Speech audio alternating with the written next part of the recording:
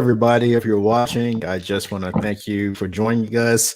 This is the second show in a row that we've competed with the verses. So if you're watching, thank you. We have.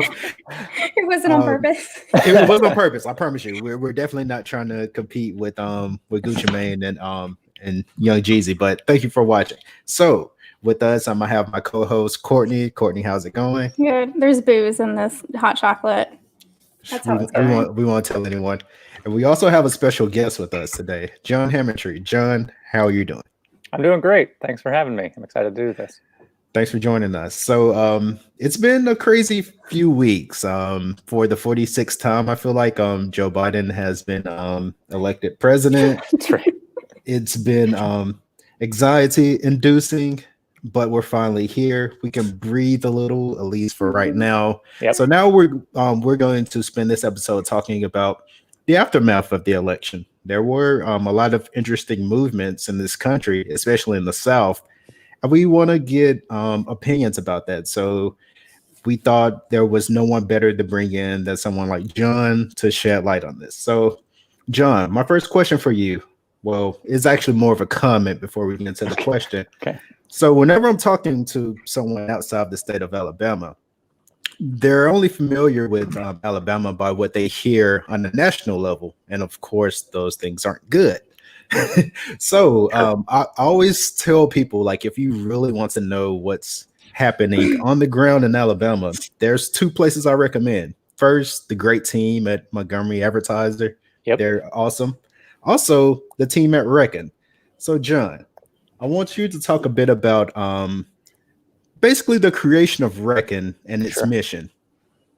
Yeah, so in 2017, we at AL.com, which is what Reckon kind of emerged from, we're having some conversations about, how do we reach our audience where they are. In 2012, a lot of people may know that the Birmingham News, Mobile Press Register, Huntsville Times, and AL.com, which was at that point a standalone website, all merged and became one company, Alabama Media Group. And it was pretty controversial because we went from 7-day a week daily papers to 3-day a week papers. A lot of people got very frustrated. We moved to being kind of digital first and putting everything on AL.com first, and then the newspapers kind of being secondary. And that was a big shift, particularly in a state like Alabama, where, a large chunk of the state still doesn't have broadband access. Media is stuck in this interesting place right now where part of our audience can't imagine ever not picking up their daily newspaper, and part of our audience can't imagine ever getting news from a newspaper. And so, for a while it was, let's just put everything on AL.com and send people there. And we heard, feedback from the audience of they'd go to AL.com and they'd get frustrated because you'd have a slideshow, and then you'd have, sports, and then you'd have crime. And so it was very hard to find kind of the news that people were very interested in. Yeah. Oh, I think you froze. think you froze. I think so. Let me message. So yeah, we have a technical Bit issue. of a technical issue. Let me send a message. Let me see. Okay, sorry. Okay, there you go. There you go. Okay, I just thought He you is were back. pausing He and is thought, back. and I was Yeah. like, Yeah. Segmented off. This is Alabama, and then and we had some success with that. That was life and culture content, and so a few of us was like, well, what if we took our investigative reporting, our opinion reporting, and a lot of that, and just put it in one place, and can we find an audience for it? So Reckon launched as a Facebook page and just kind of an experiment of, can we build an audience from there? And we quickly found that, in the first week, we had 5,000 people who signed up for it. Who followed us on Facebook, and we figured, there's something here. And so we put together a team to really figure out ways to do really strong traditional reporting, but in new ways to reach audiences on podcasting, to reach audiences on through video, on Instagram, and things like that. And so it's kind of evolved over the last 3 years into a much larger endeavor. Now we are trying to do that across the whole South.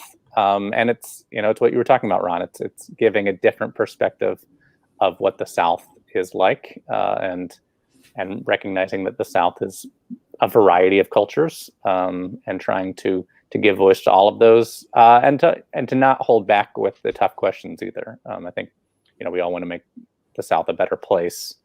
And sometimes that involves, looking into the abyss and seeing how people are getting converted to QAnon. But sometimes it involves just, giving voice to a community that's been overlooked for a long time. So, John, you're saying that Southerners aren't just one big monolith? Nope, not just one thing. Crazy. No, I know. Oh my goodness. So, also just some background. I'm from Alabama. I lived about 26 years of my life. Ron's in Alabama, and obviously John's in Alabama. So we're all essentially Alabama. I still define myself as an Alabamian, always will be. But I'm going to get with the next question. So let's kind of talk about what happened on the ground in Alabama throughout this election cycle, which, again, if you're not from Alabama or not privy to news, I'm sure you're just like, oh, no, they just voted for Tuberville over Jones. But it's a lot deeper than that, especially with the Roy Moore and Doug Jones election. We heard, oh, this is a really important election. What's happening in Georgia? Oh, this is an election of a lifetime. Can we kind of talk about the political climate in Alabama leading up to this current election? Because I think a lot of people that aren't native to the state are really privy enough to kind of know Alabamians well enough to what went on and the kind of the grassroots efforts that were going on with it. Yeah.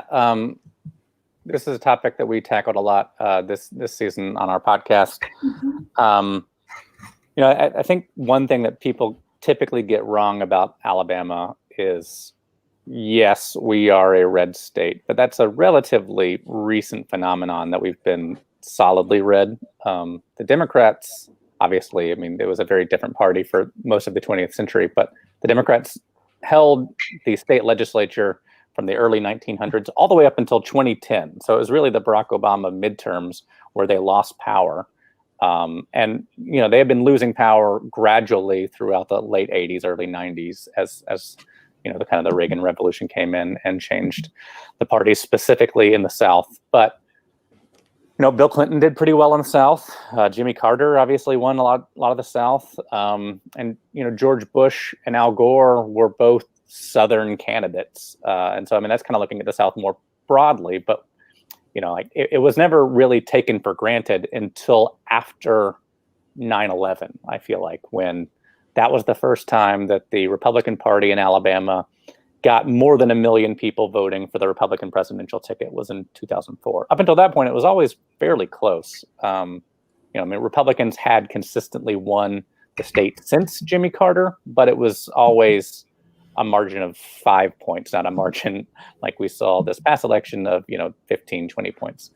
But as that happened, if you're in power for 100 years, then you kind of rest on your laurels, you take it for granted. And so the Alabama Democratic Party didn't really have a whole lot of infrastructure left beyond just Joe Reed and Nancy Worley and others picking who they wanted to be in various races.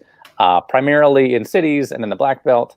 And so, they weren't very aggressive in fundraising. They weren't very aggressive in going after individual races in the state Senate or the state House.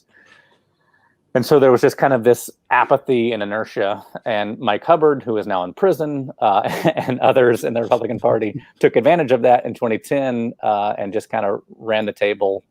Some of that started in the early 90s with Newt Gingrich, but really you had that Tea Party movement that crested it and put them into power. They drew new maps that heavily benefit Alabama Republicans.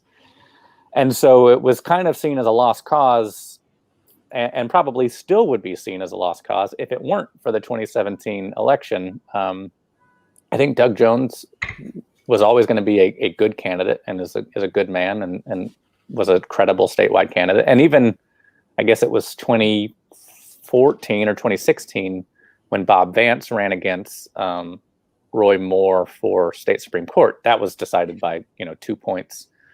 And so Roy Moore was always a vulnerable candidate. The allegations against Roy Moore of, pedophilia and sexual misconduct made him an incredibly vulnerable candidate. And it was still very close. And people say like, oh, it was close because of who Roy Moore was. And yeah, that's true. But like Doug Jones also did not have a viable state party working for him in any way, shape, or form in 2017. The difference between 2017 and 2020, I don't think can be overstated in terms of the state party has completely changed. It now has, $1 million in the bank, at least, and they now have 50 staffers compared to 2 staffers. And they actually have messaging. The Alabama Democratic Party is winning messaging on Twitter compared to the Alabama Republican Party, who had dominated it for a very long time. I don't think that happens without Doug Jones winning in 2017. I also, all credit to Stacey Abrams and everything that she's accomplished in Georgia, but I also don't think you see the massive level of investment in the South over the last 3 years without that surprise election in 2017, where a lot of people, on the coast were like, oh shit, we can win in the South. Some of their reaction of let's just pour a lot of money into these races isn't necessarily the best reaction, but like over the last few years, we have seen a much more sustained effort to build the party in the South. I think where, the expectation kind of met reality in 2020 was it takes a long time. I mean, what Stacey Abrams and so many others on the ground have been doing in Georgia has been a decade in the making, not 3 years in the making. And so, just like in South Carolina, Jamie Harrison was able to raise more money than anybody's ever raised before, but was not able to win. It's because you don't build that infrastructure overnight. And then also, a state like Alabama just doesn't have Atlanta. Like we don't, we don't have the massive ability to turn out, urban and suburban and even ex-urban voters in the same way that Georgia has. And obviously that wasn't the sole difference there, but it certainly seems to have made a difference. And so it'll be interesting to see what happens in the most important election of our lives. Most important election of our lives. I hate to butt in here. Hey, John, how you doing? Sorry. Good. How you doing? Nice to meet you. Running late. Had to run to the store here. I do want to pivot off of that a little bit and kind of ask you because, Alabama is a different electorate, right? I'm a Georgia native, just moved back, but I lived there for 10 years in Alabama. And you're just dealing with a different sort of electorate, but still a winnable electorate. What do you think? We saw Doug Jones implement a strategy of, a mind-blowing strategy, right? Of going to visit these rural areas and having these, conversations with people that the people on the coast would write off. So what do you think is the strategy moving forward, aside from having a Democratic Party that is actually robust? Which of those small counties do you think could be strongholds outside the Black Belt, outside of Birmingham, that could be strongholds moving forward? I think the Democratic Party in Alabama definitely has circled Madison County as a county where they should be able to make some growth. It's a high level of PhDs. It's a metro area. On paper, that is the exact type of county that has flipped from Trump to Biden nationwide. In fact, I'm pulling this out of my ass. I haven't looked it up to verify it, but I don't think there are that many counties that would match Madison County in terms of education level and income level, and it being primarily urban and suburban that went red. Like Madison County is very rare in that. It's probably because it's a lot of engineers, and there's a lot of federal money there too. It's a big military community.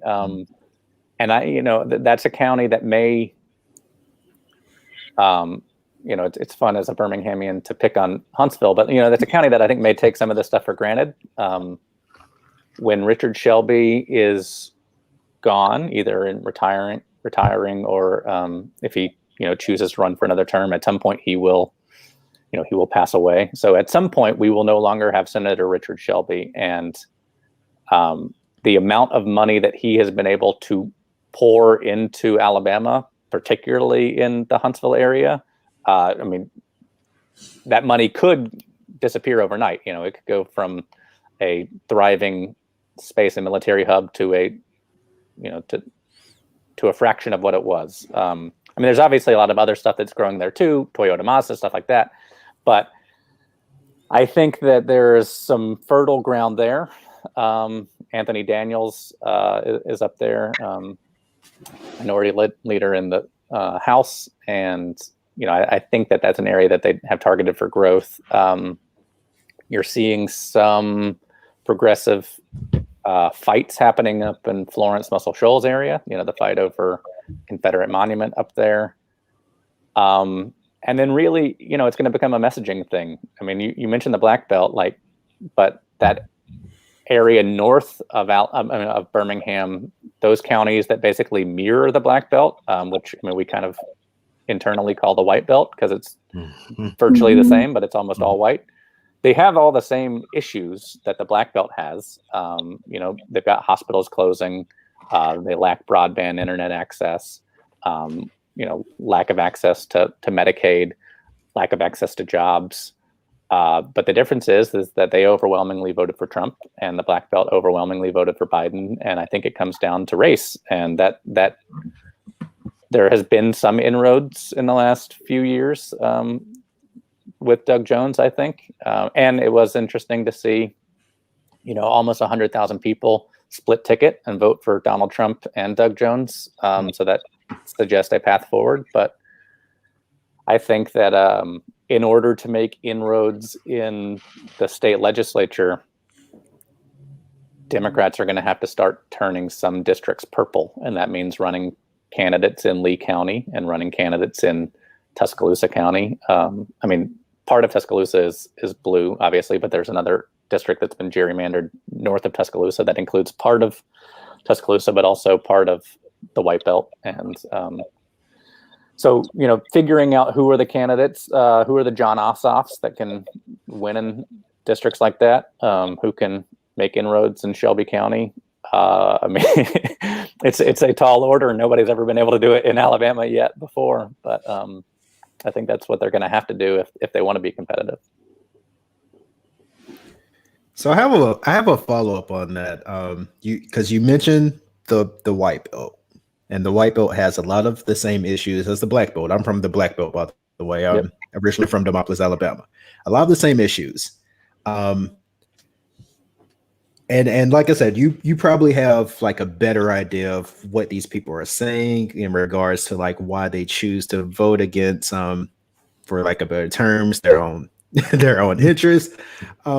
And once again, not putting you on the spot here, but what can Democrats do in this state to reach those people and say okay, we recognize the class issues we have. This is what we can do for you.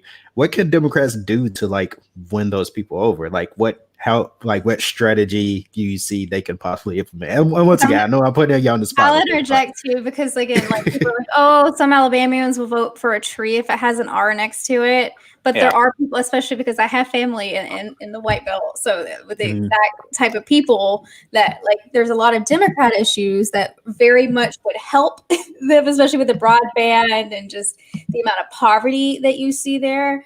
But it's just, if anything has that D next to it, at this point, it's just it's like a scarlet letter at this point in some places. So what would you suggest, just to add on that? And again, not to put you on the spot, but I'm curious. I will say, I guess as a caveat, I'm saying this as an outside observer, as a member of the press, not as a Democratic strategist or anything. So this is just me kind of course, thinking hypothetically. There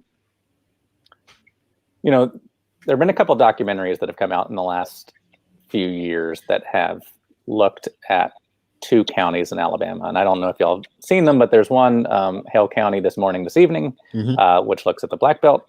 And there's another one called Jasper Mall, which takes place at the Jasper Mall in Walker County. And, I think if you watch those two documentaries side by side, it's interesting because it's exactly what you said.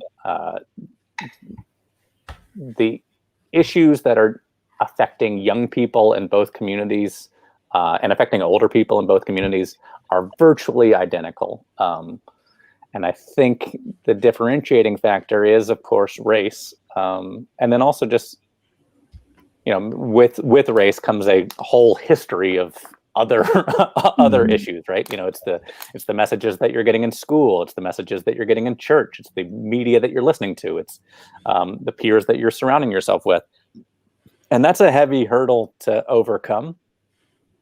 I think that what Doug Jones was doing was probably the right idea, and it was trying to focus on local issues. The problem for Democrats in Alabama and the South generally is that so much of politics has become nationalized, and so people were showing up to vote for Trump.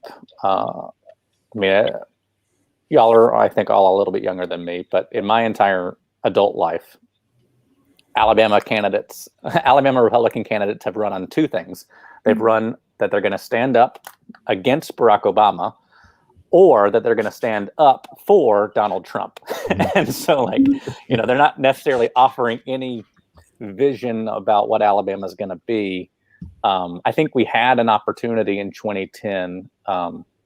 Both candidates wound up being incredibly disappointing after the fact. But in 2010, when Bradley Byrne was seeking the Republican nomination for governor and Arthur Davis was seeking the Democratic nomination for governor, both of them were actually putting forth kind of positive, forward-thinking visions about Alabama. They both lost and kind of both decided that they were going to lean hard right as opposed to, trying to stay with that vision. We haven't really had a candidate who has tried to do that since then, other than Doug Jones. And he was successful with it in 2017. And I think that he has, whether or not he inspired people to get actively involved in politics, or certainly led people to think, oh, maybe I could win. It has led to a new crop of people getting involved. And some of them might, win races here and there. It's going to take a while to maybe get to win statewide races. But when the Alabama Republican Party continues to put up candidates like Roy Moore and Tommy Tuberville and John Merrill and Mo Brooks, there's always going to be the window there that something's going to happen, that somebody's going to put their foot in their mouth. I don't know why the Democrats don't always run a candidate against Mo Brooks. The fact that there was nobody on the ballot in his district this year was wild. It doesn't make any sense.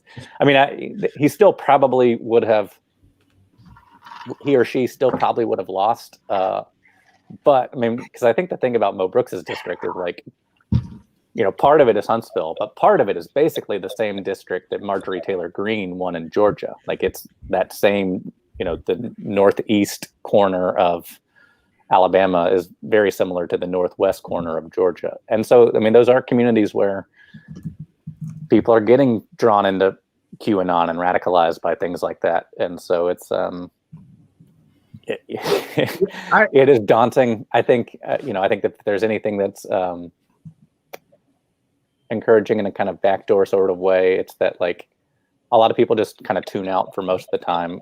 We spoke to some voters after the fact, and they liked Trump because he sent out the stimulus checks. And, part of that was because Donald Trump broke all political decorum and insisted that his name get put on the checks. But if you explained, oh, well, Doug Jones actually had a role in that, Terry Sewell had a role in that, then maybe you could make some inroads there. But I think veteran communities and hospitals, Medicaid, broadband, jobs, education, those are all issues that right now the Democrats seem to have stronger messaging on than Republicans.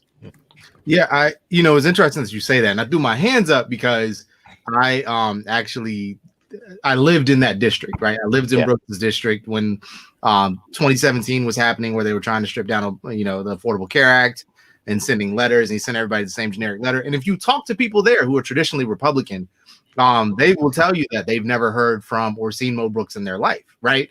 And there's like you said, a kind of an animosity toward him that lingers there, that if Democrats would just put somebody on the ballot, I thought about doing it if I still lived there, but people like Devin Keith, right? That live in Huntsville, that are part of the city council. If they can push people to do that, I think that really could do something. I want to double back before I ask kind of our final question here. There's something that you mentioned with the elections, because I think when I looked at your LinkedIn, we're about the same age. When I moved to Alabama in 2007, I remember not really focusing too much on the politics and seeing the Birmingham mayoral race that was between, I think at the time, Cooper and Langford. And then 2010 rolls around, and I was baffled by Twinkle Kavanaugh, of all people, running a campaign for a public service commission, talking about how she's going to stand up to Obama, and the position has nothing to do with, federal politics. So to pivot off of that, Georgia was the only Southern state to flip blue, but a lot of us have been howling about how, based on the electorates in our states down south, how much easier it is to actually turn these states blue than a lot of national Democrats realize. So when you see progressive policies such as the $15 minimum wage pass in Florida or medical marijuana pass in Mississippi, which I'm thoroughly convinced, and I can say this, Alabama folks, because I lived there for 10 years, is about to pass Alabama in terms of progressiveness, if that's a race at all. But you see those things happen. Do you see that shift ever occurring in Alabama? And what's kind of impeding that progress right now? I mean, I'll say Alabama has a lot of things going for it, in spite of everything, right? Like, I might not agree with her on a lot of stuff, but when it comes to COVID precautions, although she might be disappointed in me going forward, but like up until recently, Governor Ivey has been better than any of the other governors in the South, I think, in terms of taking COVID seriously and listening to science. I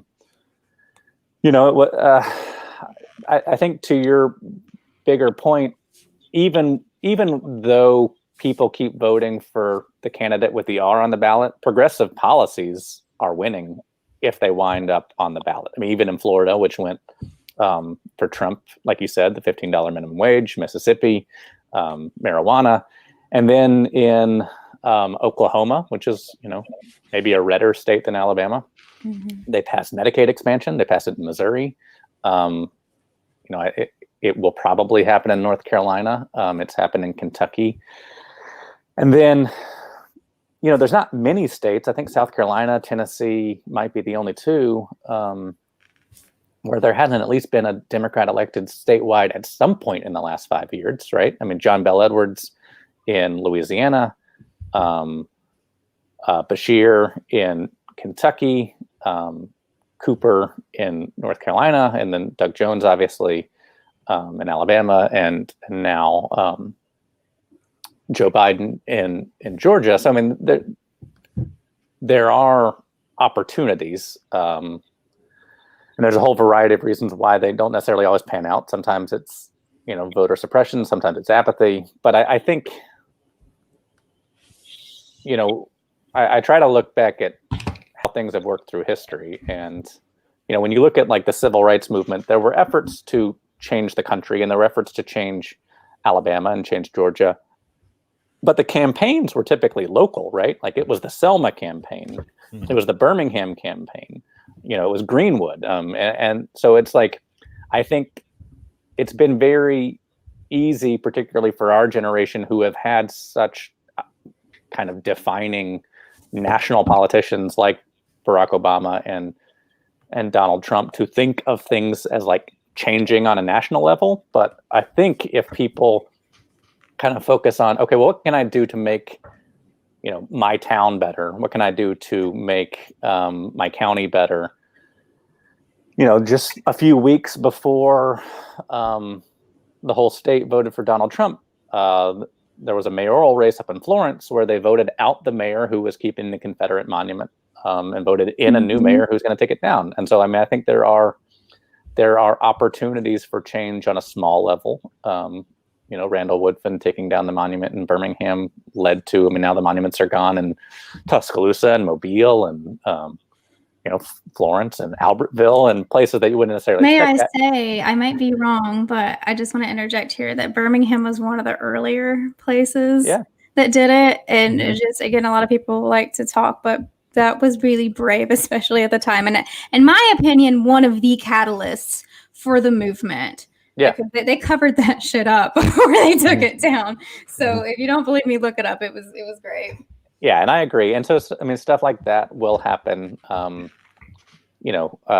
hopefully we'll see some prison reform and things like that. I mean, it's always going to be a fight, and that's part of what happens. But like, I mean, I think the inspiring things about places like Alabama is that like sometimes the fights here do change the world in very real ways. And so, whether or not Alabama's ever going to vote for a Democratic president, I don't know. I mean, it's gonna take a while, but I think that there are fights that are worth having, and if people kind of keep the eye on the ball and fight for those things and fight, with their neighbors,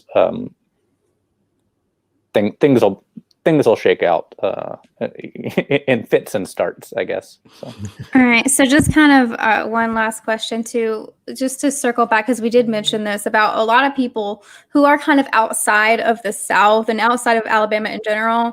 You are doing a lot of great work with Reckon. It's very specifically your podcast, which I'm just going to throw in. I was interviewed very recently for. If you kind of want to talk about your work with that, because in my opinion, I'm still biased, but I think it's a great resource for people that want to become more in tune to what's happening in Alabama.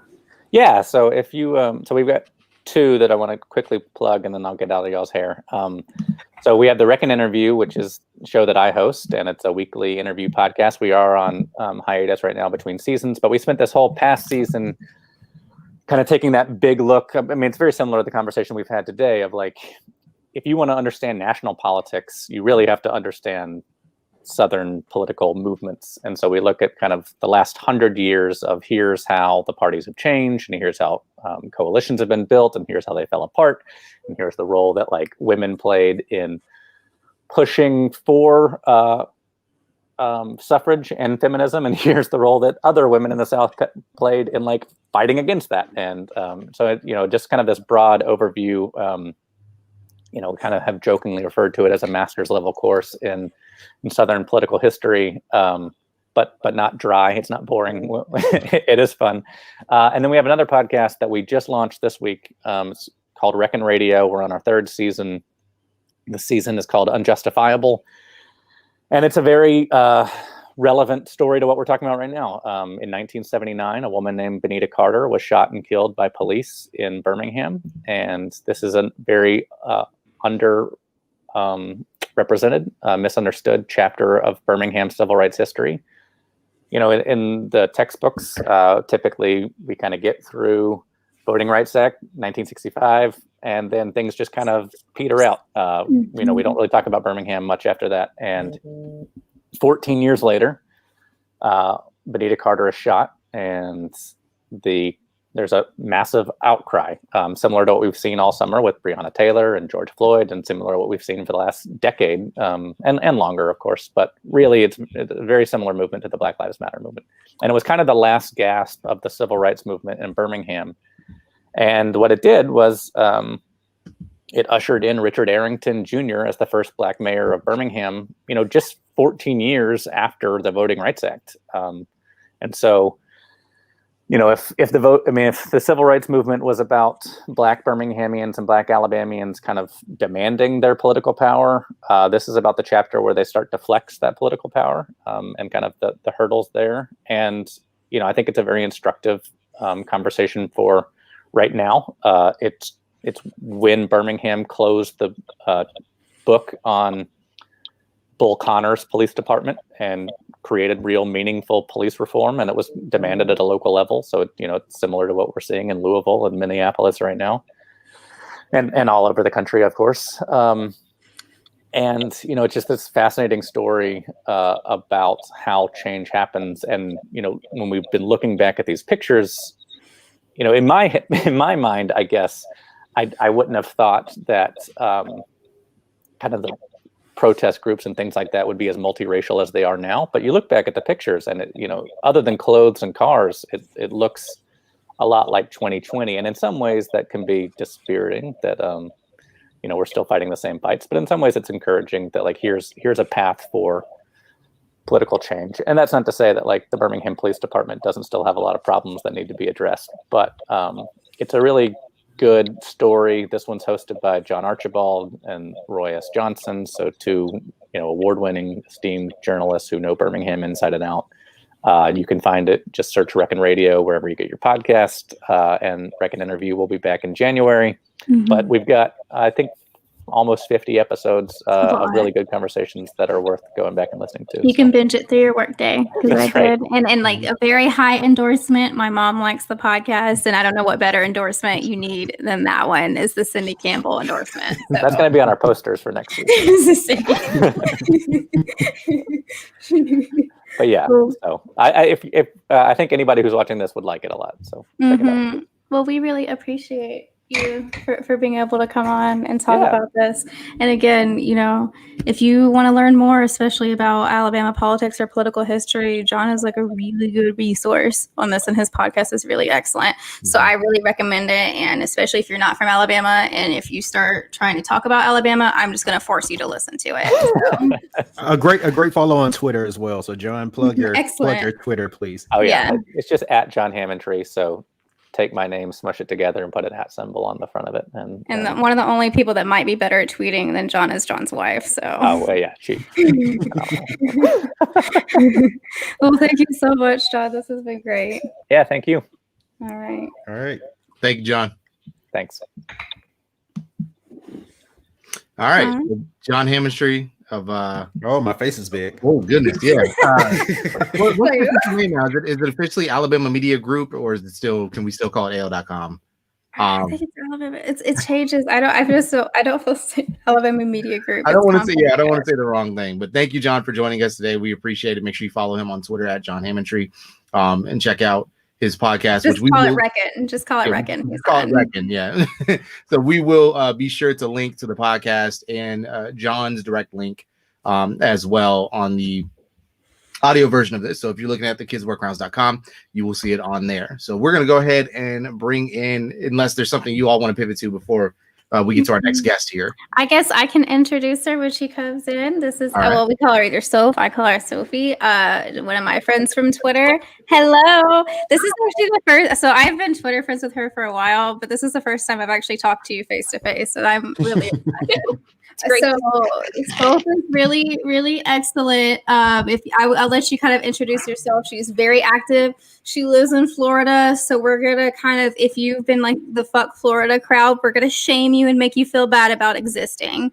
So that's the goal here. So because the idea of this podcast episode, because I'm really just ready to fight people, is if you don't live in the South, or even honestly at this point, like in the deep South, you really need to get with people that live there and that have been doing work there before you speak on the South.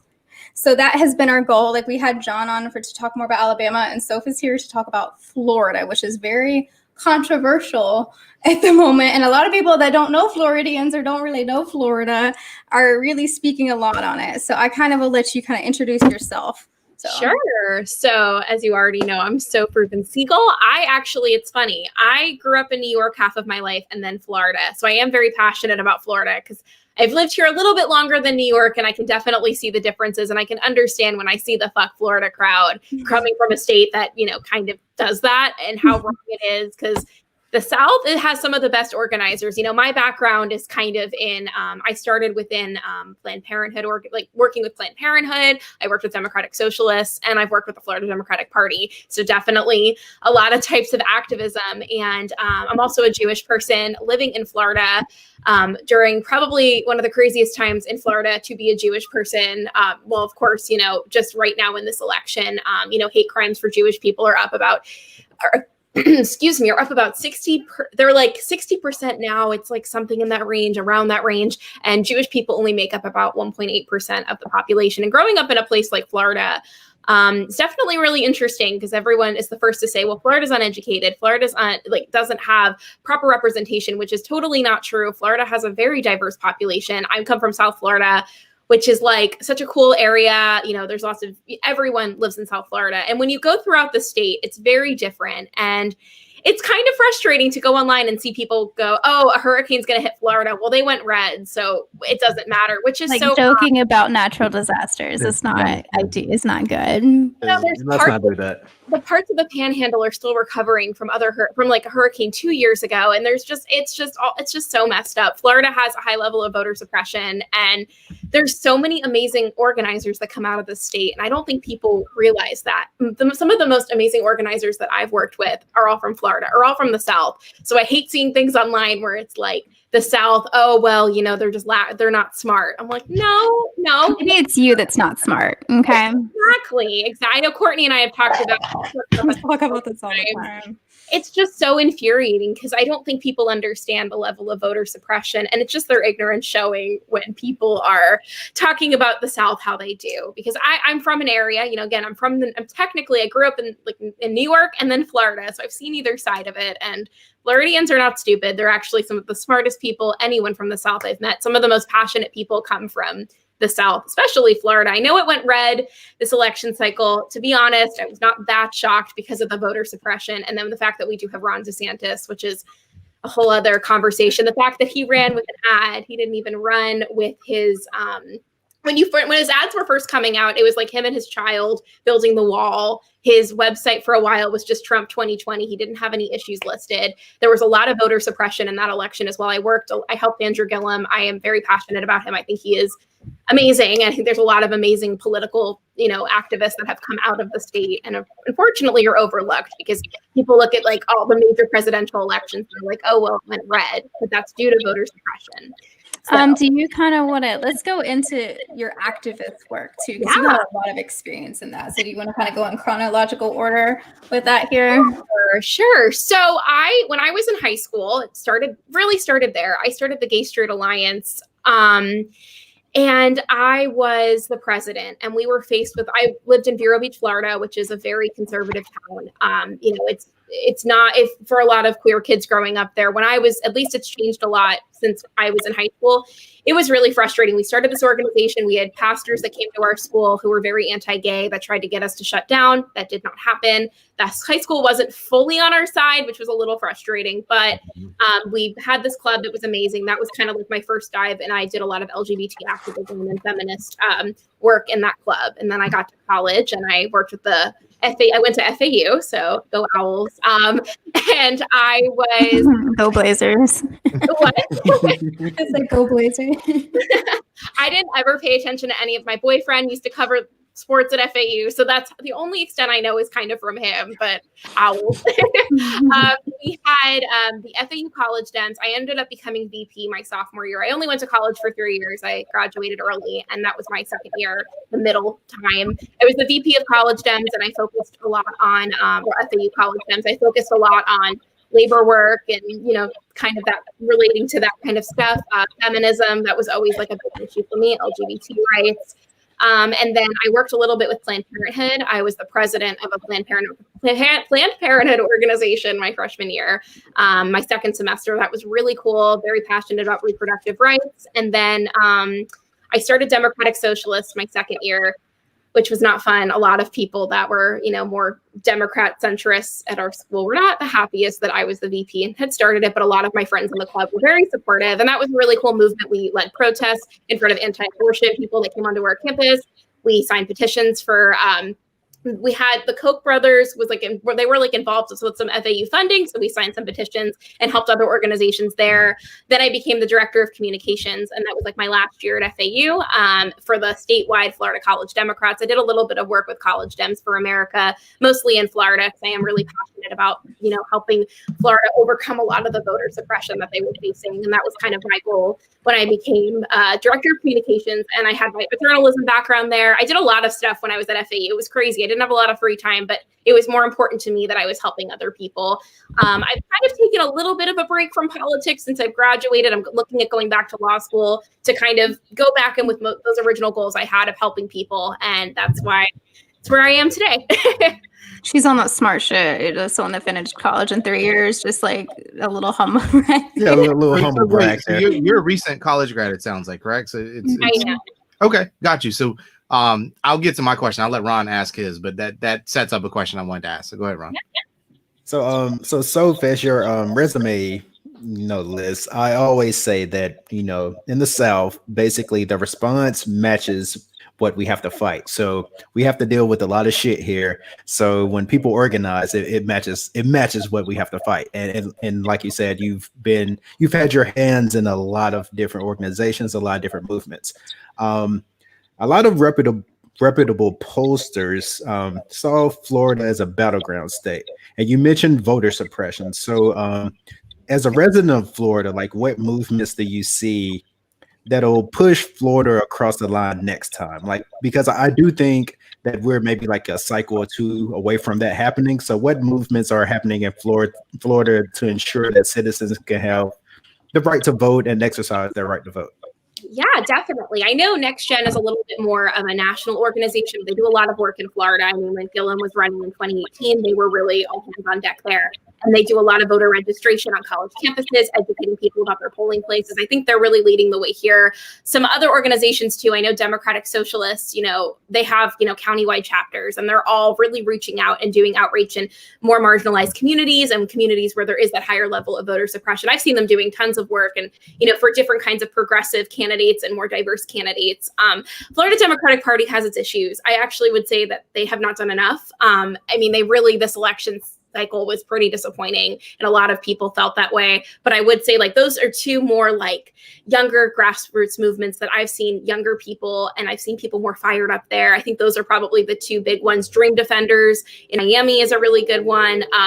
There's the FLIC, which is the immigration coalition in South Florida. So there's a lot of immigration based, because Florida is a very diverse area. But I would say those four, but especially a Next Gen. I see them everywhere. They're always getting these college kids in Florida to post things on social media. And right now in this pandemic, digital organization is probably the most important thing. You can't really be out. It's really, especially here, really unsafe in Florida because we have a lack of leadership with Ron DeSantis. But I think that digital organization, whether it be, sharing things on Instagram, on Facebook, utilizing Zoom, I think we're seeing these organizations, especially a Next Gen or a DSA, really doing that.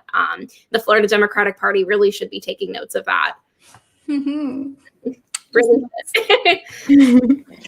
Yeah. So the reason why I'm sorry, I was having an echo issue, so I was trying to fix it. But the reason why I asked you about your age is because I think it's it speaks to something that we've really pushed. All three of us are millennials, and I don't know how far down the millennial chain or up the Gen Z chain you are. Baby millennial, right? Probably at the technically Gen Z, older, but then I don't know. Everyone says you're a cuss. Regardless, the younger folks in your age range, right, are the ones that have really been a lot more engaged. And one of the big mess ups that we had for our demographic is we showed up in droves for Obama. And we didn't show up in 2010. We didn't show up until 2012. And then we, kind of dropped off the map again. So I've always kind of placed that generation, that age group is the one that will be able to keep up this fight because y'all showed up in 2018 and continue to do so. So the reason why I ask stuff like that is what is it that, you have talked about being involved in political stuff from a young age, as early as high school. And you've talked about it from the angle of wanting to really care about others. But what is it about not just politics, but policy that really drives you as an activist? What is it that you would say overall that you would want to accomplish in your efforts? Sure. So, the big thing that started me with activism is I'm openly bisexual, and I lived in a very conservative town, and I saw how my friends and peers in the LGBT community were treated. And I think that's a huge driving force, especially among Gen Zers and younger millennials, especially. And that was I think gay marriage got legalized when I was in high school. I think it was right before my senior year. So, the fact that it was really right before, that's just, it's just crazy. But what motivates me within policy, and I think that kind of goes along with a lot of Gen Zers, is really fighting for a fair minimum wage. I think with DSA really leading the movement here in Florida to slowly, it's still a step to raise the minimum wage to $15 an hour. Many of my friends, especially in my age bracket, are working, minimum wage jobs here in Florida. I worked a minimum wage job for 6 years. I barely made, $11 an hour by my last year before I left. And that living on that, and not even promoted to full time. And that's, I think, what I see Gen Zers motivated by. That's what I was also motivated by, later in college, seeing that with labor movements. Reproductive rights. I think, look at our Supreme Court. We have Amy Coney Barrett, we have Brett Kavanaugh, Gorsuch, these people who are and Clarence Thomas. I know RBG just passed away, was replaced by someone who is, more pro-life and more, a little more restrictive on reproductive rights. So I think a lot of Gen Zers, people were always motivated by that. And I think that's something that's important to me. That's why I'm leading down the path of becoming a lawyer now, to really help those people and help, as many people as I can. And I know some, I think it's also really important keeping corporate interest out of our politics. And that's something I've seen so many Gen Zers motivated about, whether it be on Facebook or TikTok. I mean, they're really active on TikTok educating each other. And I think right now educating each other is like probably the most important thing, and utilizing those digital spaces, as I mentioned, but definitely within policy, LGBT rights, reproductive rights, labor rights, and that all kind of encompasses human rights, and also healthcare. Look at COVID, look at what's going on now. I think a lot of people are just, people are losing jobs. I work in HR. I see people every single day who will come to me and tell me I lost my job because of COVID. And the fact that nothing is getting done to help people is just so upsetting. And I think that's why a lot of people are also getting motivated to go to the polls and vote in person, even if, they could risk their life, which is just crazy. I mean, I went and made sure I voted in person. I wanted to make sure it counted. I'm someone that's at risk too with my health. So definitely making sure that I haven't been able to leave my house. I haven't been able to do anything, but that's because of what we're having now. And unfortunately, COVID's become a political issue. And it really shouldn't be. We should be helping people, and we shouldn't be holding back stimulus checks. We should be helping as many people as we can. And the mask should not be a political issue. And yeah, I think that people are really motivated too by healthcare, labor rights. And again, all of this ties together. Okay. So I know you mentioned the minimum wage, but because Florida gave some conflicting things, I'm going to combine a couple questions since you brought that up. So you mentioned, and I already know why you think, but you mentioned, a lot of pollsters kind of like brought this up as like, ooh, Florida is like the state. I think they were kind of rehashing Bush v. Gore, and like Florida is the state, but Florida didn't flip. Florida was just, just red. But at the same token, they passed a $15 minimum wage. So with that kind of juxtaposition, what is your opinion on why Florida kind of stayed? I know we mentioned voter suppression, but it's super complex. So why Florida kind of stayed Trump, but also passed a progressive thing like $15 minimum wage? I think there's a few reasons with that. And that's a really great question. My friends and I were talking about this, I think like last week. And it's because what Democrats did this election cycle with things like the Lincoln Project, they were appealing to moderate Republicans who did not vote fully, down ballot Democratic. But I think with an initiative like minimum wage, I noticed a lot of people, and were very, I think it's the minimum wage, how it was worded, didn't kind of come across as very progressive. So I think it was actually won by like a decent amount, if I remember correctly. I could be wrong, but I remember like Republican friends that I had, well, not friends, but people that I had on like social media were like, they had voted in favor of it. So I think it was more of just how Florida words amendments and the packaging can always be kind of odd. And that's always been a problem in Florida. Like there was something I remember in 2016 or 2018. I remember it was like worded weird. I don't even remember what it was about. It was like vaping and something else. It made no sense in how they packaged it. And it like got voted on kind of weird because no one knew. So I think that might have happened again, just with the packaging. But also there's the political factors of it went red because with Florida, there were a lot of progressive candidates that could have had these. I think a lot of people, what people get wrong too about progressive candidates is look at some of these progressive candidates that have won this cycle and we're supporting things like Green New Deal and Medicare for All. I think that's really the future. And I think a lot of Floridians were either not motivated by some of the candidates that were running because of the Florida Democratic Party. And then you saw the kind of that Lincoln Project effect where people were voting for Biden and that not fully for like all Democrats because they were appealing to more of that moderate Republican crowd. So I think it has something to do with the movement is progressive, and that's how it's moving. And that's why a lot of people have these grievances with FDP is because they're not really also moving in that direction. They're still staying pretty central. The people that are leading the party are pretty centralized. And I think that people are now demanding people step down and they want that switch of the progressive switch to happen. And I think that has something to do with Florida going red. Unfortunately, voters are not motivated. And then there is that level of voter suppression. There's a lot of issues in the state, and the Florida Democratic Party has a lot of responsibility. Like deep South politics in general. Oh yeah. So Sophie, you mentioned something interesting. You mentioned basically the messaging and sometimes the way things are framed may turn off like the moderate voter. And we all here are pretty left leaning, by the way. So So when we hear things such as defund the police, when we hear things such as Green New Deal, Medicare for all, we know what they mean. But you and your peers, you're the future. So how would you recommend getting these policies that are for the greater good? How would you recommend framing these messages to make sure that you can reach out to that moderate voter without, losing the integrity of, the mission that you're attempting to accomplish? It's interesting with moderate voters. I think, that there was a great argument. I was actually talking to my boyfriend about this the other day. A lot of people would say, oh, well, maybe the moderate voter would go to a third party candidate.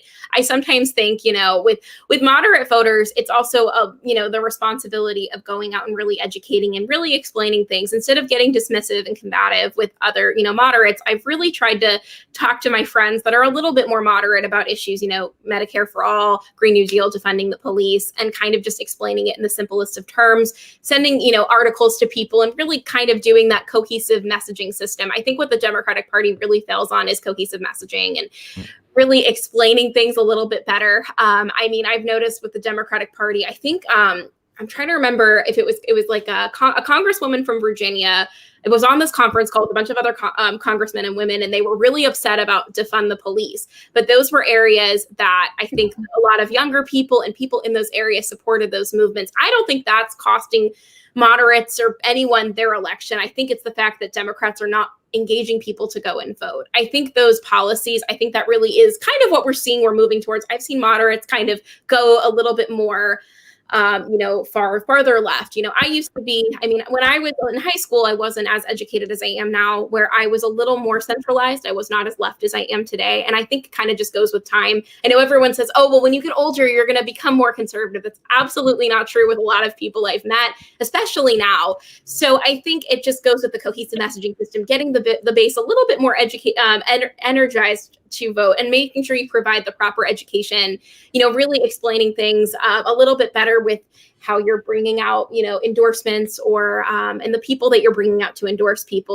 With Joe Biden, I was really disappointed with how Miami-Dade looked. It ended up going blue, but it was very close. And there were a lot of wonderful progressives in Miami-Dade that had lost. And that was the fault definitely of the Democratic Party and their messaging system. And the fact that they weren't. Florida's a very diverse place, and I think the South is too. And I think people don't really understand that outside of the South. And I think the Democratic Party really failed there with bringing in the proper people to speak for Joe Biden and using those, diverse voices to speak for him. And I don't know, in Florida, it was just kind of a mess. It's always been a mess here, but the Florida Democratic Party also needs to do a lot better with, reaching out the vote, not just for white people. And that's something the Florida Democratic Party has really failed on. I kind of want to pivot off of that because this is a conversation you and I had very recently, and you kind of brought this up as a Jewish person. Mm-hmm. You have voiced your frustrations about representation of, in the Florida Democratic Party and the Democratic Party in general, especially in this day and age. And I feel like a lot of people are also kind of letting this go by pretty easily in the wake of things, of the amount of anti-Semitism that is being thrown around, especially by the QAnon folks and by the Trump administration themselves. So do you kind of want to get into that, especially with your frustrations, not with people in campaigns, but people who may be out, volunteering and doing work and just not caring about diversity and only catering to, white people or people that are, progressive, or Christian and white, so what are your thoughts on that? So, this election, they elected a literal Nazi to Congress, Madison Cawthorn. He has tried to convert Jewish people to become Christians, there's this whole movement called Jews for Jesus, which is not really, you're not Jewish. It's like this whole thing, because that's not a belief that we necessarily have, is Jesus is not our Messiah. That's like a literal core belief of the religion. But he's tried to do that. He went to Hitler's vacation home. Then there's other, QAnon members, as Courtney mentioned, that have gotten elected. It's very frustrating because what I've noticed on either side, I vote Democrat. I don't necessarily agree with them fully because I'm definitely a little bit more left. But even on the far left side, I have experienced and seen anti-Semitism, kind of dismissing Jewish voices. You know, intersectional feminism encompasses a lot of different things. And if your feminism is not intersectional, or your views are not intersectional, if you're not including Jewish voices, Jews are only about 1.8% of the US population right now. I mean, 6 million Jews were killed in the Holocaust. And that's, you know, come to today. There are not a lot of Jewish people, you know, in this country and in this world. And what I've noticed with leadership is we're not really ever talked about. There's never any outreach to Jewish people there. And the problem is, you know, we have things like Israel and Palestine and these other conflicts, and that we need to definitely talk about anti-Semitism in this country first. That is really important. And I think, you know, when Trump was elected, there were Jewish cemeteries that were vandalized with swastikas. It was definitely scary to be still as my friend, you know, she wears a Star of David. She stopped wearing it when Trump got elected because she was nervous about something happening to her. You know, South Florida is pretty Jewish. Where I live now in Orlando is not. So it's a little bit different in the state, but with representation within the party, I mean, I don't know if they've really, like when Andrew Gillum was running, I think he went to a synagogue once and went to a service, which was wonderful. That was like the first time I had ever seen any candidate really go and do anything like going to a service and taking on our beliefs. That's also why I really like Andrew Gillum. I think he is amazing. But I mean, that to me, I was like, wow, he's really going out. He was reaching out to everyone, going to everything. And I think that's important. You need to make sure when you're campaigning, you have to encompass everyone. And it feels like most of the time, Democrats kind of just don't really do anything about us, and Republicans use us as pawns in their, you know, campaigning. Like, oh, I've seen candidates that are Republicans. They're like, oh, we're fighting anti-Semitism, and then they go and support Madison Cawthorn and Donald Trump, which Donald Trump likes to claim because he has a Jewish daughter and son-in-law. He is pro-Jewish, which is absolutely not true.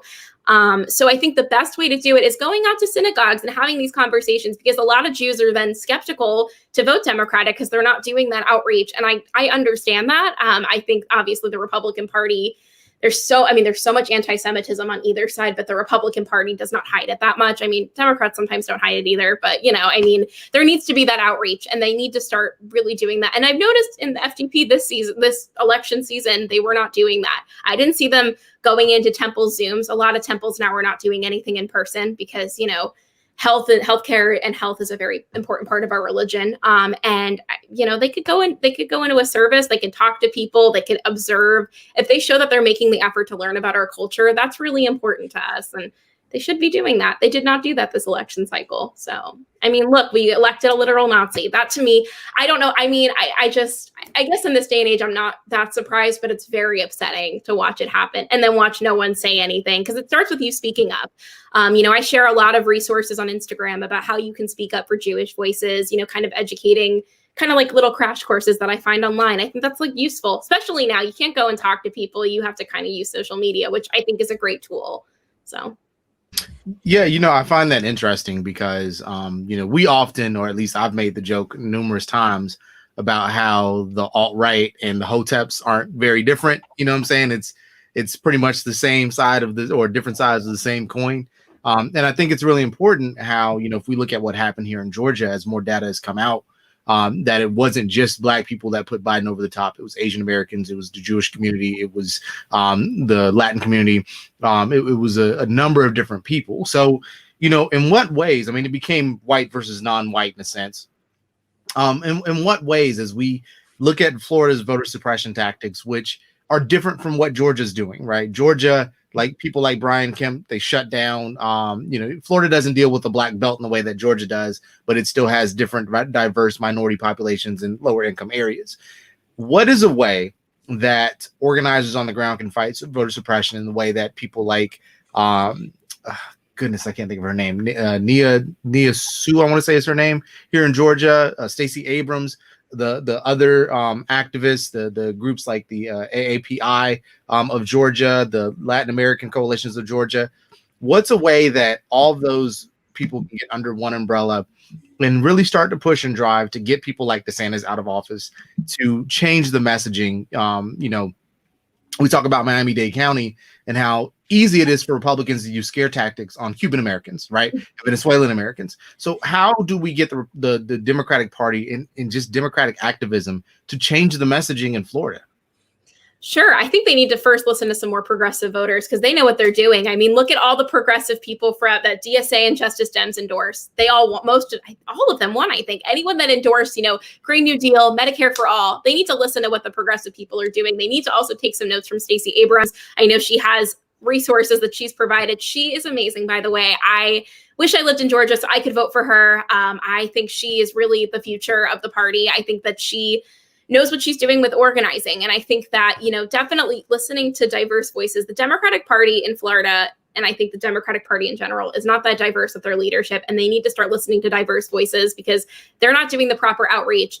And I think that starts with, expanding where they're covering in Florida. I think Joe Biden came to Miami and Orlando, which usually goes blue, and like some other parts of Florida that were probably going to go blue. Going to the rural areas of the Florida of the South is so crucial, and doing that outreach because, there's some rural areas that do have potential, and progressive messaging can work, and it really can. I think people kind of see it as this very far left thing when it's really not as far left as people think it is. Progressive is kind of the start of moving towards, a little bit more of like farther left stuff. And I think we have some amazing representatives in Florida, like Anna Escamani, who's really leading the movement here.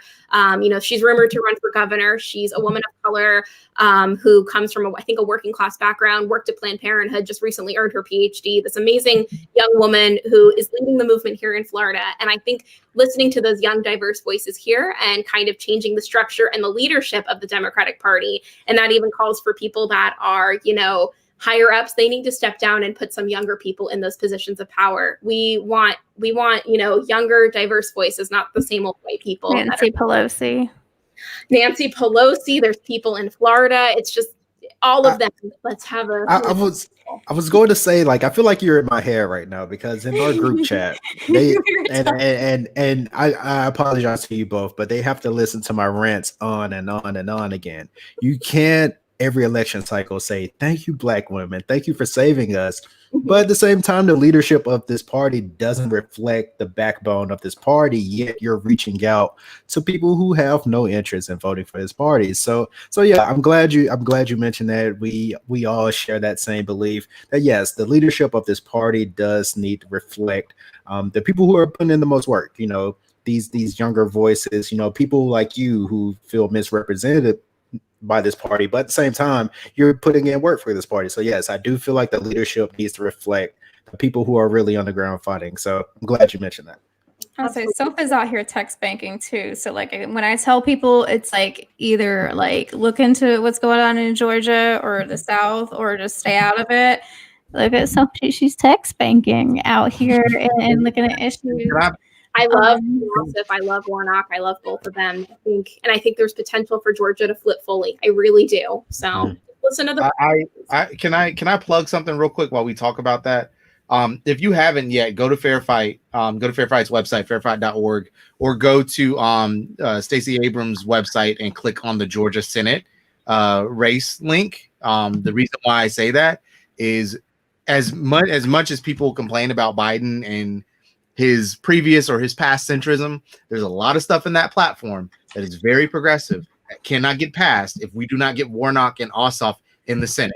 So if you were looking for something to do, Andrew Yang, go instead of trying and Alyssa Milano. Do not come to Georgia. Look, we don't want you here. Please, Lieberman launch identity target. Okay? I will literally, if Alyssa Milano rolls up to my apartment, I will literally spray my spray bottle at you. Yeah. Matt Lieberman is no longer relevant. I need a new target. So Andrew Yang, come down here. Just put up your money and let's do the donations. But please, before we let Soph get back into what she's saying, go to Stacey Abrams' website or go to fairfight.org. Put up money if you can put up money. I understand it's tough right now. So if you can't put up money, phone bank, text bank. If you're here in Georgia, do door-to-door canvassing. It's where Republicans whooped our ass in some places, and there's a safe way to do it. So follow the professionals. But please, please, please, we need these 2 seats Desperately.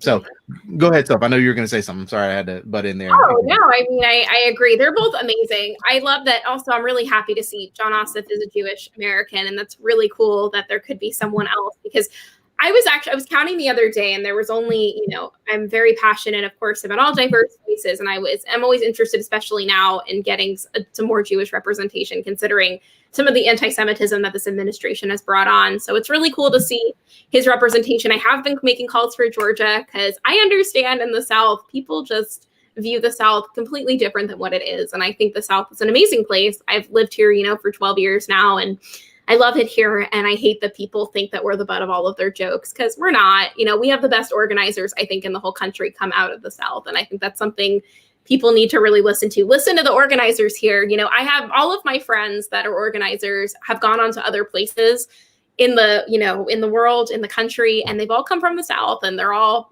top tier. So there's something right here. Voter suppression is a real thing. I will say I'm extremely biased in this, but I think the most hardened, the most just innovative, and the most hardworking activists come from the South. Mm-hmm. If you just look, it's of course it's an opinion, but if you just look, in my opinion, it really comes from the South historically too, not just modern day. And when we talk, and I'm gonna just ask one more question because I know we need to go soon. I just really kind of want to drive this point home because I know we talk about this a lot, and not only with campaigns but with people, because you do a lot of really good work, and Soph is really good about sharing education pieces all the time on Instagram and social media, and I've tried to do that too because I'm like, that's really going to be the way to get people, is when it comes to messaging for like the $15 minimum wage and Medicaid. I think one thing I always try to do, because I'm a social worker, is get people to understand, and not in a demeaning way, not in that way. We're not talking about being condescending at all, to understand how it benefits them. So if someone, let's say, especially because I know we both have kind of followers that aren't from the South, if someone was asking you, okay, I want to kind of help educate more centrist people, or how can I, if I'm phone baking in Georgia, how can I, because you should be focusing on, these are Georgian issues, not, this is the election of the century of your lifetime. How would you frame things of how kind of crucial and how beneficial it would be to have someone like, and not even just this election, like Ossoff and Warnock, just like what's at stake when it comes to minimum wage and Medicaid expansion? What do you think is the most efficient type of messaging to go with? Honestly, I've noticed that a lot of people are getting their activism from Instagram. From those, like, there's a great Instagram account. It's like, so you want to talk about whatever. Mm-hmm. That's literally what the account's called. And they give you a very non-biased, view. I mean, obviously, I think they're not pro-Trump, because they have shared a lot of anti-Trump, especially around the election. But in other, platform views, they kind of share very like a neutral way of explaining the minimum like $15 minimum wage, Green New Deal. Like, they've had resources like that. It kind of starts there, and kind of just talking to people that might, like, for example, I think someone I know shared something about, I remember it was about like swastikas, and it wasn't necessarily, she was talking about how it was a symbol of peace in another religion, which I've heard, but like it was about when Shein had made, like, I think it was like a swastika necklace. So I nicely talked to her. So I'll just interject it because a lot of people may not know, because I'm familiar. Shein is kind of like a cheaper Fashion Nova at that. It's a fast fashion thing. So what happened was they had a swastika necklace that was sold on this very popular fast fashion website, and people were like, it's a sign of peace. So I'll let you kind of that. Thank you for explaining that. Definitely. Also, fast fashion has a lot of issues too. I mean, there's so much you can talk about there, but I think someone had said it wasn't, a symbol of hate. And I think we had a conversation. This person ended up unfollowing me after because they were anti-Semitic. But I mean, I tried to have the conversation nicely. I was like, maybe they misunderstood. It came from a place of anti-Semitism. But then there were other people, and we had a conversation, and there were some people who were like, oh, you know what? I really did not know, which, I mean, sometimes people really don't know about certain things, due to lack of education on certain issues, which I understand. When I lived in the South, going back to Holocaust education and, rising cases of anti-Semitism, our Holocaust education here in Florida is not great. I think we spent like a week on it, which is not enough time. I got most of my education in Hebrew school, and there are people that are still misinformed about the Holocaust and what's happening here. So it does sometimes even start with conversations. But, I know, Jewish people, Black people, Hispanic people, we're tired of, talking about things that oppressed us, to people that might not experience, anti-Semitism. I know, when all the Black Lives Matter stuff was happening with George Floyd. I know a lot of my Black friends were tired of explaining things over and over again, and it's our job, to amplify Black voices, with Black issues as white people. We have to amplify. It's not our voice, amplify other people's voices with our issues, which I would hope my non-Jewish friends, with stuff that are impacting us, they would amplify, Jewish people's voices. So I think with all of that, it's important about education, but also amplifying the voices of those that are impacted by the issue. So definitely sharing resources, talking to people, and just kind of amplifying your friends that need their voices amplified. That's really important. And I don't see enough people doing that. Soph Rubin-Siegel, is there anything that you want to promote before you get out of here in terms of where people can find you, how they can follow your work? I have to try really hard to cut off the back part of your name because my youngest daughter's name is Sophia, so I have to stop myself. But is there anything you want to plug before we let you go? You guys can always follow me on Instagram, Soph R. Siegel, spelled the way Soph and then not the Rubin. So just Soph R. Siegel on Instagram. I share a lot of resources on there. If I'm ever going to any protests, obviously not right now in COVID, given my medical conditions, but in general, I always share things that are happening, especially in Florida, around the world. It's really important to share resources. So I'm a great person for resources. That's important. Especially I'll just say, because I will kind of hone this point home, because again, even people that we've talked about are more progressive have shared things that are anti-Semitic. Soph is such a great resource on how you can be an advocate for Jewish Americans. So, and I think that's one thing that people really do need to step up. So I can kind of vouch for that. I did not realize this is the stat that you mentioned earlier with Jewish people only making up 1.5%. Is that what you said? 1.8% of the U.S. population. 1.8%. That's insane to think about. It makes sense when you tie it back to history and everything that has happened, but it still is a very, I think it speaks to the danger and the vulnerability of allowing anti-Semitism to run rampant and why it's important to kind of, nip that in the bud when you see it. Oh, absolutely. And there's a lot of microaggressions people don't even know about, stereotypes that people say, the Jewish nose, the Jewish lawyer. I've heard it all. And, it's just about kind of stopping it and telling people that's not funny. Even if they're your friend, you got to be like, don't do that. So. Anti-Semitism, Nick Cannon. So stereotypes do not have to be negative to be bad. Exactly. Just remember that. Okay. All right. Well, so thank you so much for joining us. We appreciate you.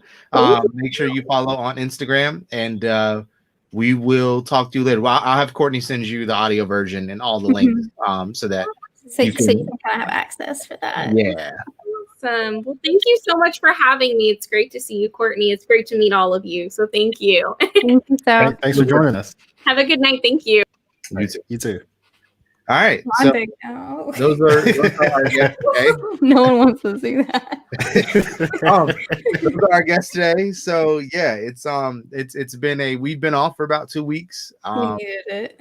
Yeah, we needed it. I needed it too. I needed to just rest. I know once it was officially called, I slept for a good 8 hours straight. I was supposed to pick up the kids that night, and I didn't. Sorry, Mom and Dad. I'm sorry. I'm kind of making it up now and oh no, won't say it. But anyway, so yeah, we were gonna talk a little bit about the election, but we'll hold off on that right now. We can do it next week. We can do it next week. Yeah. But we're thankful to everybody that tuned in, to all of our guests. Please go ahead. I just want to add a little bit just to kind of take this to heart. I know I'm really mean and I'm really bad about bullying people with it, but one of kind of the goals of this was for non-Southerners and even in Southerners in other states, because I've been guilty about the Florida jokes and the Mississippi jokes sometimes, but know that there's a lot going on and a lot of grassroots efforts going on. And before you start to dismiss states, there's genuine hardworking people who you're dismissing. So I want people to kind of take what was said tonight at heart, look at resources, and look at how you can help, especially in Georgia. If you're going to tell us that this is the election of our lifetime, don't leave it to Georgians. Unless you're Andrew Yang, Alyssa Milano, I'll give you my Venmo. Stay out. Yeah, you can send me some money and I'll do some canvassing. If you pay me, I'll do it. But otherwise, don't talk over Southern progressive or Southern activists in general. Just don't do it. and I will continue to make the point, especially if you are Black and not living in the South. Almost all of you, unless you came directly from an African or Caribbean country, have roots down here. And you also need to understand that there's a significant portion of the population down here that looks like you, and that their voices are not heard due to oppression. We talk about all the time how, based on percentages, Mississippi has the largest Black electorate in the country. Georgia, and I would argue that Mississippi is the butt of the worst of the Southern Deep South jokes. And we're guilty of it. I've been guilty of it until a friend in Mississippi called me out on it. And I'm like, well, damn, that was really shitty of me. Yeah, I mean, and we have to realize that, like, if you want to really have a conversation about which state, if everything was a fair playing ground, would be closest to flipping blue, it would be Mississippi. And I know people don't want to hear that, but these are the conversations that we need to have. We need to be talking about the Delta. We need to be talking about the Black Belt as it runs through Mississippi all the way up to Virginia. We need to talk about those things. We need to talk about Louisiana outside of the swamps. We need to talk about all of those different things and have those conversations, because it's the only way we continue to make change. Georgia is not the only Southern state that can go blue. South Carolina is changing demographically too. I mean, look what happened with Doug Jones. Like, yes, I really think that he should be like one of the prime examples of what people should be doing. So I got this. Oh, keep talking. I got this. I was just saying that, like what John said, like, look at what Doug Jones did. It wasn't just like, oh, I mean, his opponent was a pedophile, but like Doug Jones did basically everything right. And I think instead of dismissing, and not even, of course, if you have the money, again, if you're Andrew Yang or Alessa Milano, please shut up and just give people money. That's your job, is to shut up and give people money. But if you're like someone like me or Soph or Ryan, like, you know, we ain't have millions of dollars to you know, shovel out. So there's ways like text banking and phone banking. But I would argue before you do that is to do what Soph said and amplify voices and listen to voices and get educated first. Like Ron's about to educate everybody.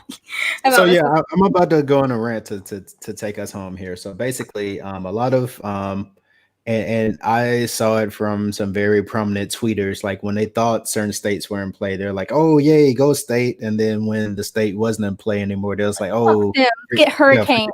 So I said this before, I'll say it once again. You cannot call yourself a progressive or activist if you do not support these states, because a lot of the issues that we face on a national level originate in these states. And once again, we said it on a previous episode, what Mississippi did in this election was impressive. And I think the Democratic Party, I think everybody just needs to focus on this, because I'm going to break down how Mississippi's districts are broken down. So this entire area right here, that is considered the Delta of Mississippi. But as you see right here, we carve out Jackson, Mississippi. What's significant about Jackson, Mississippi? You tell me, Ron, because I don't even know, and I should know. So Jackson, Mississippi is black. Yeah, it's a very large city in Mississippi, and it's mostly black. So as you see, this congressional map is carved right around the largest black city in Mississippi. Right up until this election, Mississippi had a state electoral system. So that means for state legislature, they had an electoral college system.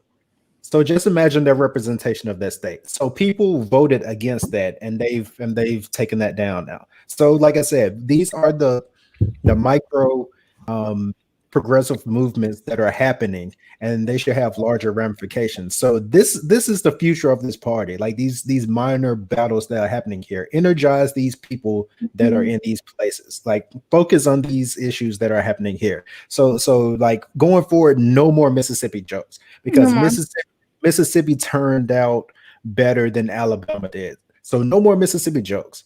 Like the race between Sidney Hyde-Smith and Mike Espy was a lot closer than Tommy Tuberville and Doug Jones. And Alabama, not saying Alabama should be embarrassed, but because, there's a lot of issues going into that. But I think people need to recognize what's going on in these states. Like a lot of people are trying to change things.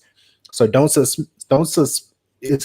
dismiss states as a whole when these battles are happening. It's going to take time, and these people are going to need support. So just watch what's happening in these southern states and give your support by once again, that's what I said, amplifying the voices, but not trying to make yourself like, not trying to come to these places and say like, okay, this is what you need to do. No, these grassroots organizations halfway amplify their voices. That's how you help. And that concludes my rant, basically. I'm just going to follow up very briefly, not in a rant way, that a lot of people have been asking me, hey, how can I help? And I think one of the first ways is to find Southern voices, especially I would really argue if they're a person of color, specifically Black, especially if we're looking at Georgia, Alabama, Mississippi, Louisiana. That's what you need to be looking at and asking them, what can I do to help?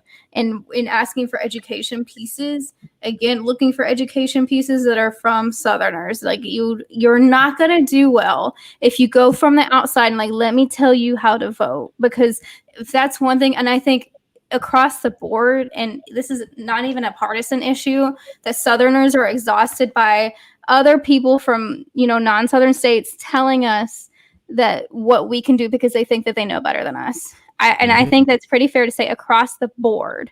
Don't do that. And I think Ryan's got something up.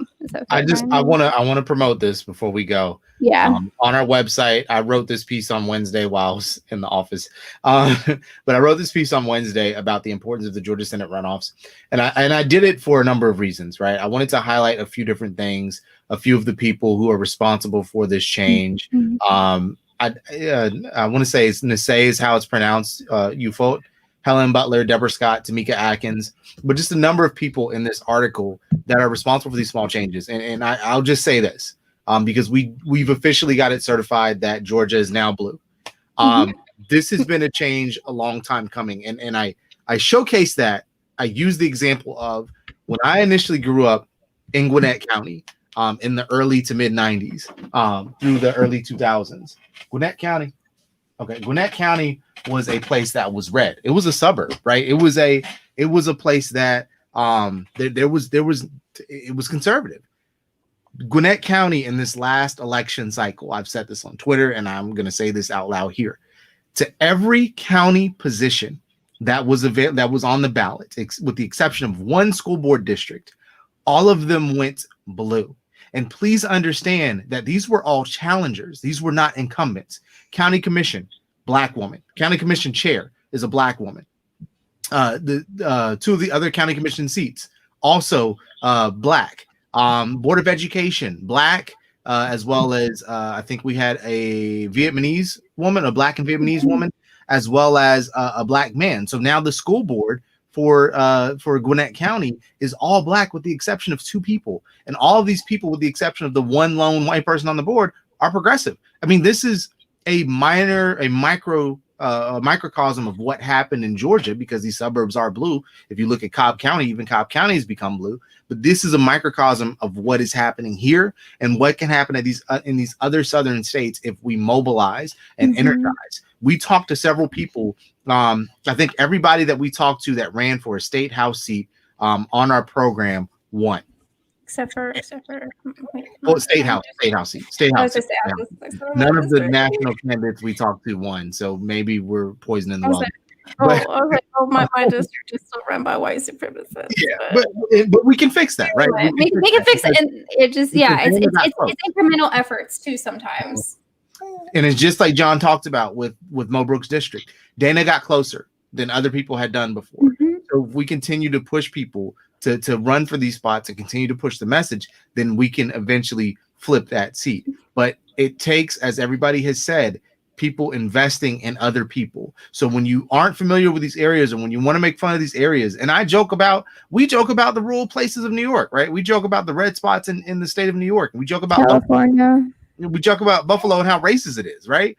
But at the same time, there are people there trying to organize and fix things. And what we all need to do, and what we all need to do a better job of doing, is listening and paying attention to the people on the ground in those areas trying to push for equality and progressive agendas. That's my rant.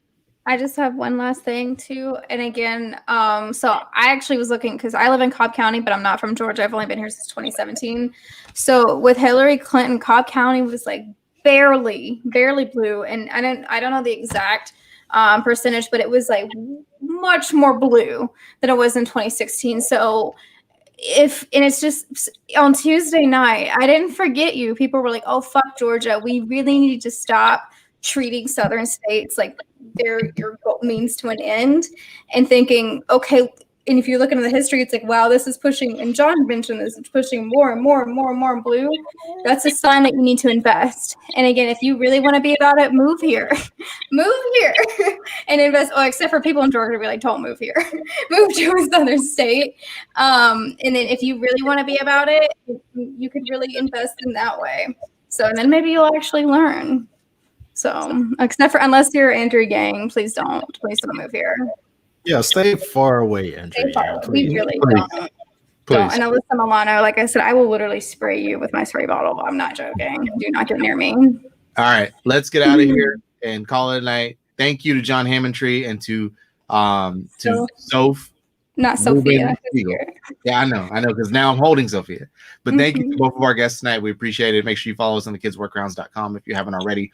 Subscribe to the podcast on Apple and Spotify and Radio Public. Subscribe to all of our content and our YouTube. All of those things.